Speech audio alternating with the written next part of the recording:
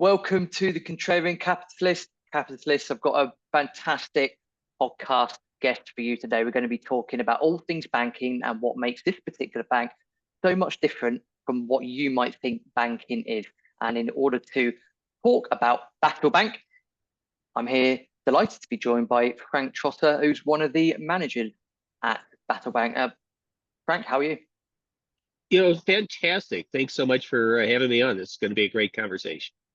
Yeah, really looking forward to this. We were just saying off air that I would imagine that most people that would have heard of Battle Bank who are involved in metals, gold, silver, that sort of stuff, might have heard Rick Rule mention the name Battle Bank. And he's mentioned before, so many things are different. But if you want a bit of background about yourself and what makes Battle Bank different? We're all about contrarianism here. What makes Battle Bank different, Frank? Sure. Well, we've always kind of taken a contrarian view. I've been around in the business for a long time. I'm fundamentally unemployable anywhere else, I guess. I've been in banking since about 1979. And first worked for a very entrepreneurial, contrarian type institution, a local place in St. Louis, Missouri. And then in 2000, we started something called EverBank. It was about 8 years before the iPhone, so sort of put that in your head. And we launched as a national direct-to-consumer branchless institution. And of course, at that point in time, not everybody was used to going on the internet, doing anything financial. But we felt there was an opportunity, and we grew that to about 28 billion and sold it to TIAA in 2017. And TIA, wonderful institution, but they were more than delighted to sort of abandon our core target market and de-emphasize a lot of the things that we did. They have their own customer base and it's their money, and that's fine. And I got to talking to Rick Rule a couple of years after that and said, we think we might be able to drive a truck through this hole. And we really do banking differently. And we have a lot of different approaches that we think suit consumers and allow particularly contrarian investors to take advantage of a number of things. Rick's certainly been a contrarian his whole life, working in the metal sector, water, resources, a lot of different things. And we follow somewhat the same pattern. So that's kind of our quick background, and we can get into what we plan to offer to clients. But we've always sort of thought that approaching people who think differently, whether they're a contrarian investor or just somebody who just wants to go beyond a 60-40 portfolio that you might get at one of the major broker-dealers or financial supermarkets, is really where we need to be. So I appreciate the name of your podcast very much, and it's exactly how we think about things. And I appreciate the sentiment there, Frank. And that was really the importance of getting someone like yourself on with the institution that you represent, Battle Bank, because it's all about getting the message out there. And the more people that know about it, the more people that become aware of it, and then how it can help them, especially as we're talking, or you're just about to go into a bit more detail about things that people wouldn't normally do with traditional high street banks, as we would say. So, I also appreciate you taking the time out to give us an explanation and to get people's minds thinking, because the aim of all of this is to really add value, give more options to people so they can get that light bulb moment really over their head. Oh, absolutely. And I think, it's funny. It's, certainly here in the US and Canada, the same thing in the UK. I think the biggest obstacle a lot of people have is just what we call inertia. You can get a better deal. You can find things that you want to purchase. You can know things you want to diversify your assets into. But you got a footy game on. Don't sort of go watch that. You gotta do something around the house, and you just never get around to it. So I think we try to make it incredibly easy to do all these things. We've spent the last couple of years building a software platform that allows you to become a client simply. Why is it so hard to be a bank client these days? And so it's interesting. It's funny, both here and in Europe, the rates that you'll get at a Main Street or a high street bank are almost nothing. You pay nothing, you have high fees, make it difficult to open an account, difficult to contact somebody in service. And it's funny, we said all these things in 2000 when we launched Everbank. And amazingly, 25 years later, it's still there. In the US, of course, the average checking rate at the big box banks is 0.01%.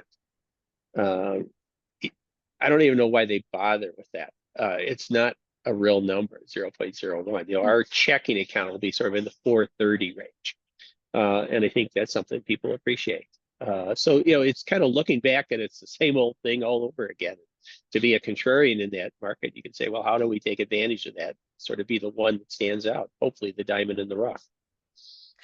Yeah, absolutely so. And I remember from listening to Rick on various podcasts and places before. He's always been eye-opening in terms of saying about bank deposits and looking at the balance sheet of the bank, because most people will just willingly, you know, leave their currency with a bank who, in effect, I want to say bankrupt. I can't remember the exact word he uses, but the balance sheet isn't favourable for them, and people just like a lamb to slaughter almost. Well, I think, you know, it's interesting. You know, Rick, of course, is one of the best financial analysts in the world, and what he consistently says is, I can't figure out the balance sheet for these big box banks. You know, is it all there in the disclosures? Arguably, but it's a little hard to unravel.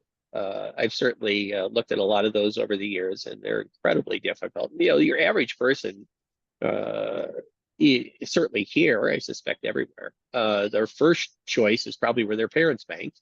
Their second choice is what they happen to drive by on the way to work one day, and with no real regard to value or rates or fees or services or what they offer.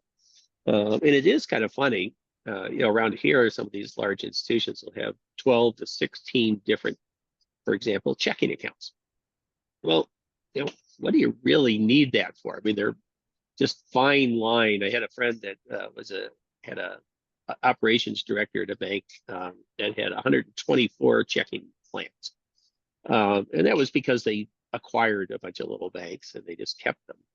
But it seems to us that one really good account should do it. You know, everybody can have a high value, low fee environment. If you want to use it for a savings account, be my guest. If you want to use it for a full checking, great.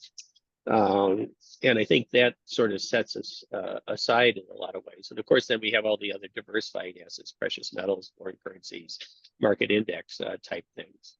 And it's just seems to us to be the way to do banking. We did it at Everbank, and we're going to do it again here at Battlebank.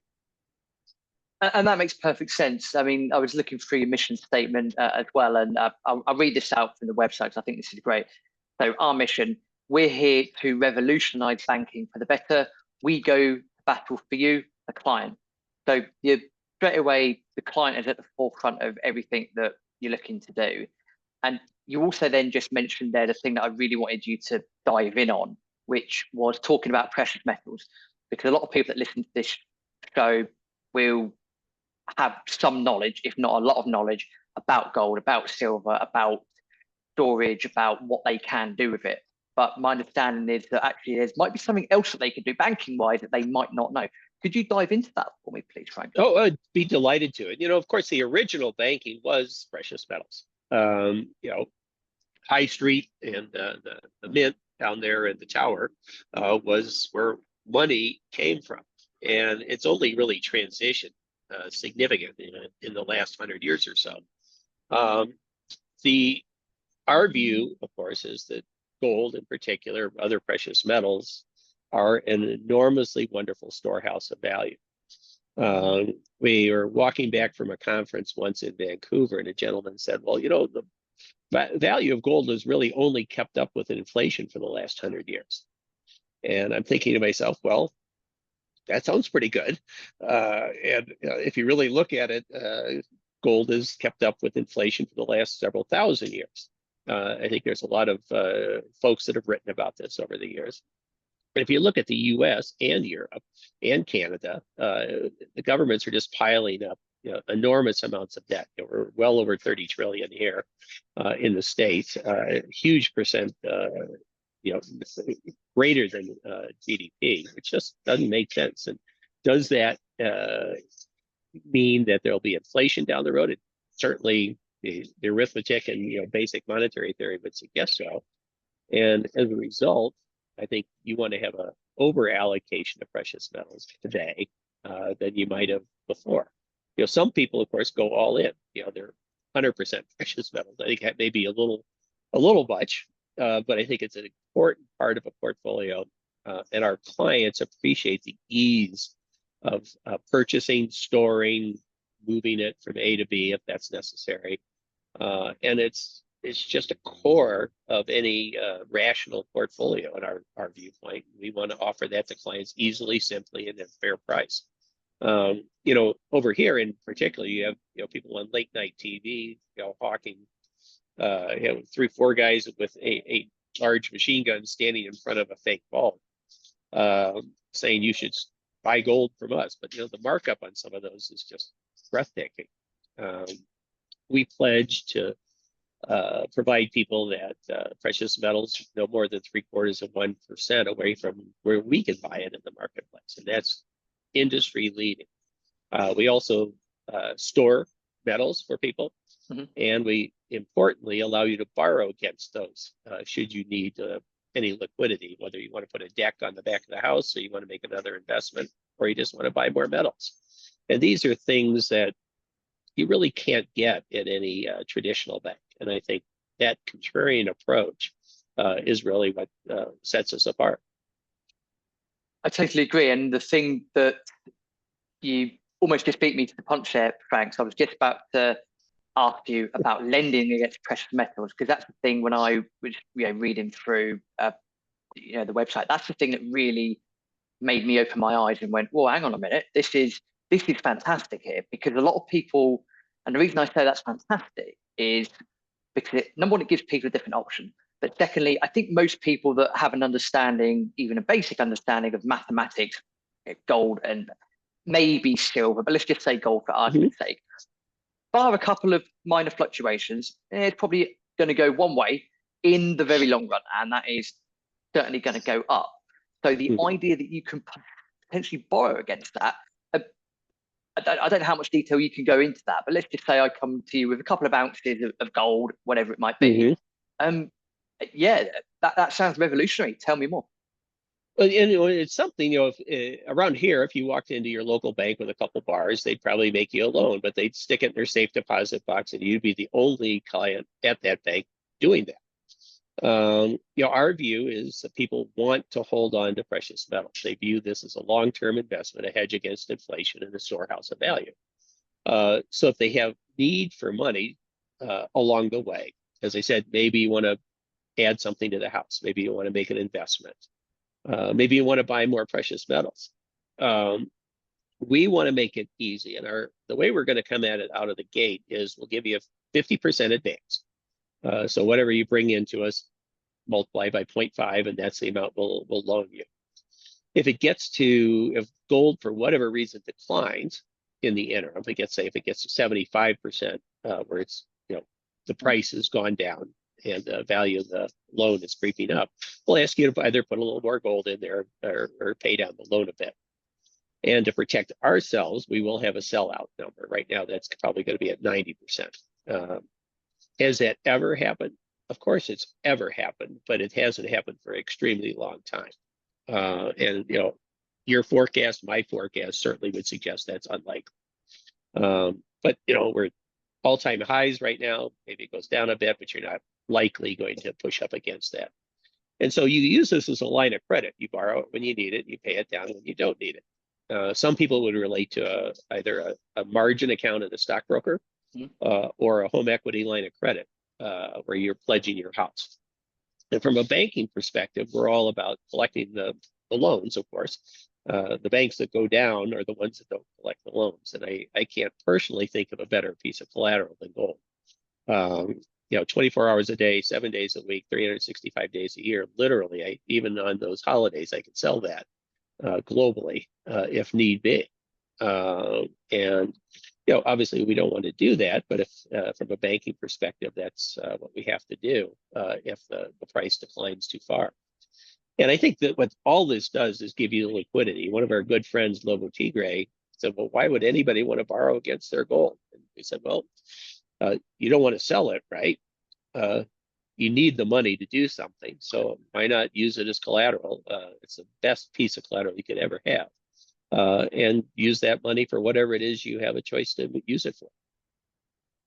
That's fascinating. I think I'm sure there's going to be a lot of people listening to this that would not necessarily have thought of that, and now they would have a practical solution by using someone like yourselves. Just a random question that's come to mind. So at the moment of recording this, I'm based in the UK. So if I was looking to do some business with Bata Bank and I've got some bullion stored away or anything like that, would I have to then bring that bullion physically to where you are, or how does that process work if people are interested and think, I want to get on board here with Battle Bank? Right. Well, under the current regulations that will open with Canadian and US clients. So hopefully we'll get UK open down the road. We have to talk to the FA, of course, and see how they feel about that. And certainly in the European Union, that makes it a little stickier as well. But we'll get that done at some point in time. But yes, you do deliver the bullion to us. Our typical storage is probably going to be through Brinks, a public company that heavily insured and also SEC supervised, which provides me with extra security and the client.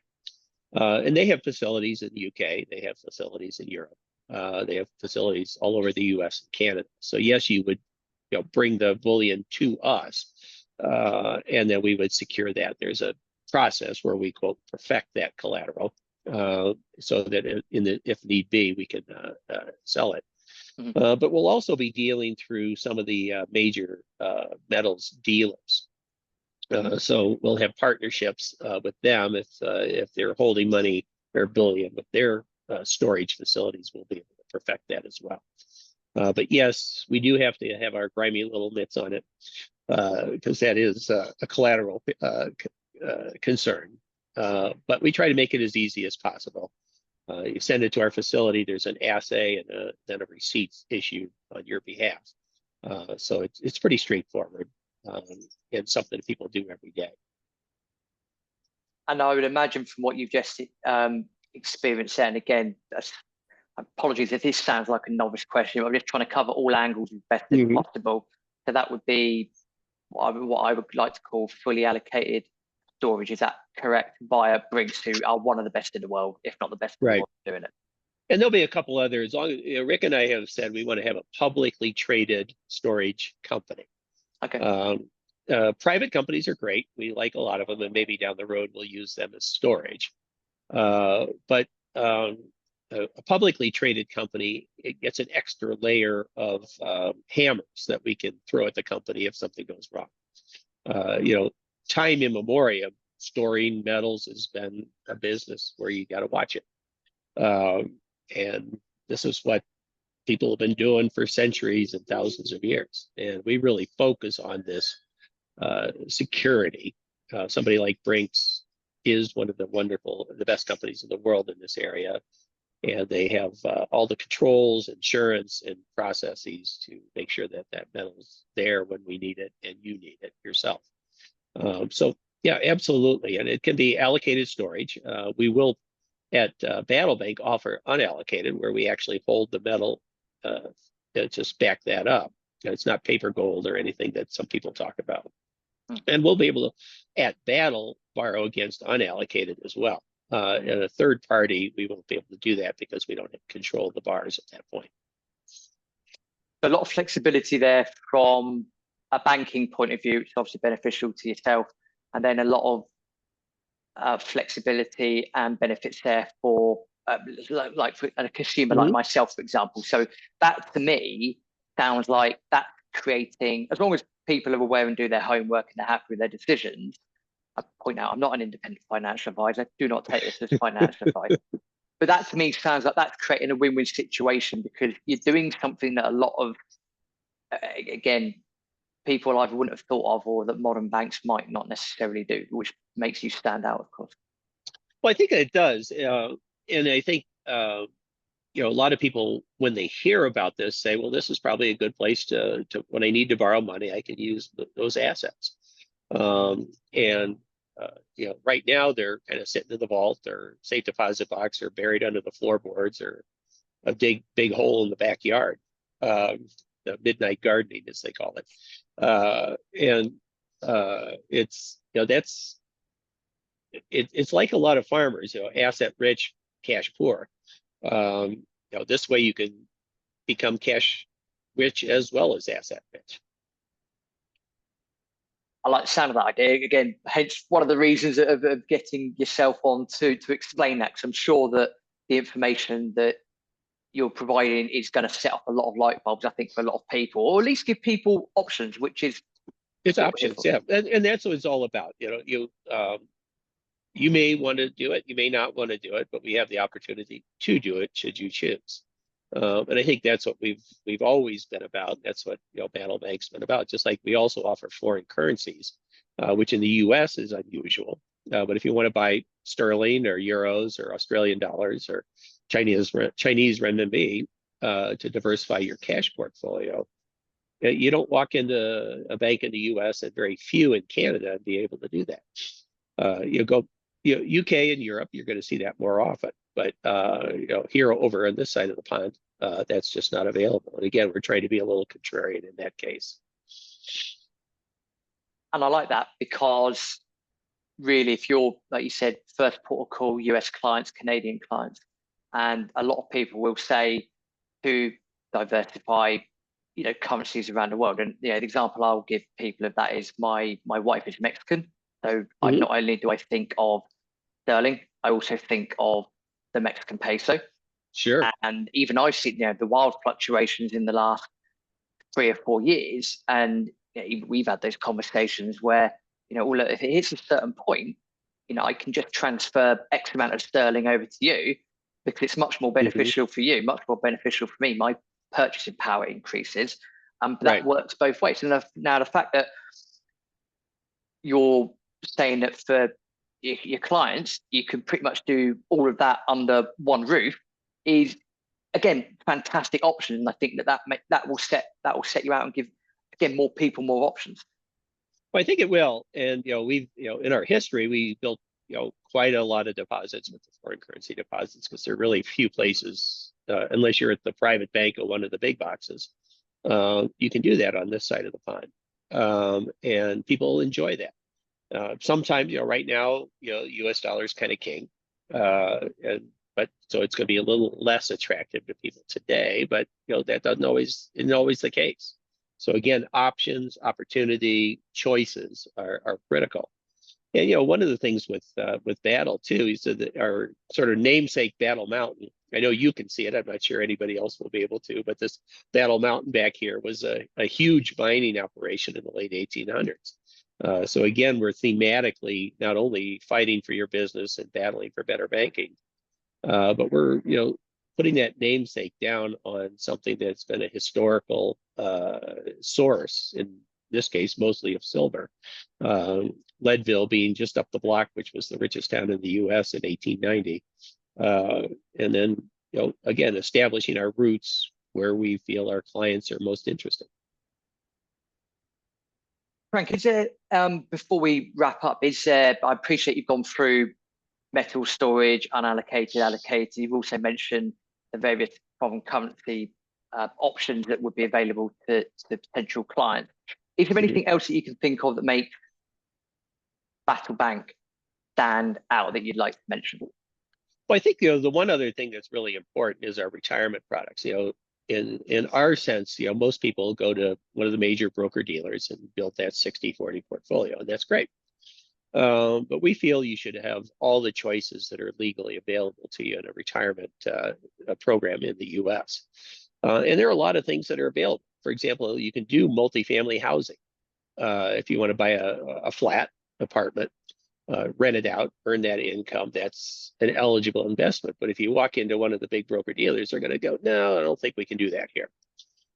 You can do hard money loans. You can do crypto. You can do foreign currency deposits, precious metals, and so on, as long as you stay within the IRS regulations, what they call a not ineligible, we'll just call it eligible, type of investment. And so we're building that retirement platform to allow you to make the choices. You may keep your account at one of the big broker dealers, that's great. But then you come over here and we'll be able to do all those things that are available to you in a retirement account, whether that's a 401, a solo 401k or an IRA. And that's going to be very unique in U.S. banking. There are a few others that sort of stab at it, but very few that go in deep. So that's a real great option for people who want to diversify their portfolio, do something just a little bit different, maybe even a contrarian capitalist. Yeah, I'm hoping at the time that I looked at the stats for the podcast and the Substack, actually most of the listeners are actually from the USA. So I'm hoping that this really does add value there to, well, hopefully it adds value to all listeners, but knowing that most of them are listening from the USA. We hope to be worldwide someday, but there are those little nasty things called regulations that we have to stay in the middle of. Frank, last time I checked in with Battle Bank and the website, and I had various emails about getting on a waiting list and keeping up to date with information. So my last question, well, two questions actually. Number one, is Battle Bank open? Number two, how do people find Battle Bank and get in touch to inquire about everything? Well, that'd be great, and thanks for asking that. We're not open today. We're in the final stages, hopefully, of opening the doors. There's a lot to I mentioned the regulations, and there's a lot to do in the banking world, as well as raising capital. But just visit battlebank.com. There's a wait list there. You can look at our capital offering as well. And the wait list is been really exciting to us, because when we launched EverBank back in 2000, we had exactly 0 people on the wait list. And our first marketing piece, which is a direct mail piece, I don't think anybody read. But we were able to spin that around, figure it out, and grow to 28 billion over the next 17 years. Today, we have over almost 15,000 people on the wait list, and it's a very engaged group. We invite you to come there, make suggestions. We'll ask questions of people on the wait list. What do you think of this? How would you approach this? And of course, you can also look at the capital that if you choose to be an investor in Battle. So that's all there on Battle Bank website. And that's our pre-launch website. We've got another one behind the curtain, as they say in Wizard of Oz. So that one's developing as well. And some of our waitlist people have signed up to sort of give us some advice on how they feel about that. Can they find what they need and so on. So we're also turning that into a bit of a research community that so we're all pulling in the same direction. So battlebank.com, and love to have you on board, and feel free to jump on the wait list, and you'll be getting updates periodically as hopefully you get open the doors very shortly. Yeah, absolutely. I hope so. I believe I'm actually on that waiting list. So for full disclosure, I know you are. There you are. So I'm definitely on that waiting list. I would like to say, for the benefit of those people that are just listening to this podcast and not seeing this on Substack, if you're somehow watching the video, if it gets released, then I would say, if you listen to this on podcast format, battlebank.com, or do head over to the blurb that I'll put on Substack with this podcast. You'll be able to click that link as well. Frank, whenever you do open, please do let me know, and then I can update that email address to everyone as well on Substack. Definitely. So since you're on the wait list, you'll be getting the big announcement instantly. So we'll keep you up to date as we move closer, and definitely shout it off the rooftop when the door is open. Oh, no, absolutely. I'm looking forward to it. No, Frank, thank you for your time. I'm hoping the purpose of this podcast, this video, if it gets released, I just want to say that thank you for your time again.